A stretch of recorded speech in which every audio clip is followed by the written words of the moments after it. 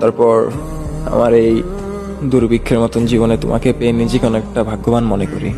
সবসময় তোমাকে আগলে রাখার চেষ্টা করি, যত্ন রাখার চেষ্টা করি।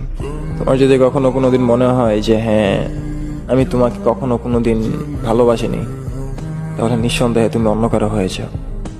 আমি তোমাকে আটকাবো না। যদি তোমাকে আটকায় তাহলে আমার ভালোবাসাই তোমাকে আটকাতে পারবে।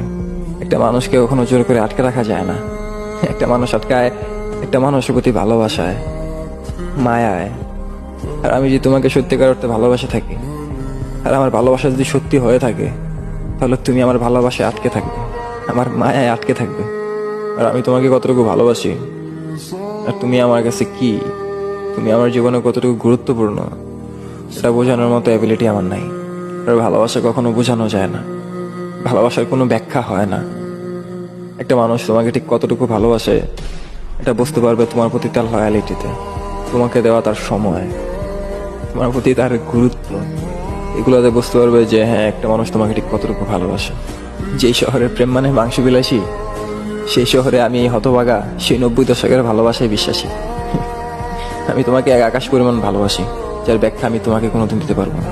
কিন্তু হ্যাঁ আমি এতটুকুই বলতে পারি, এই জীবনে হয় তুমি, নয়তো কেউ না।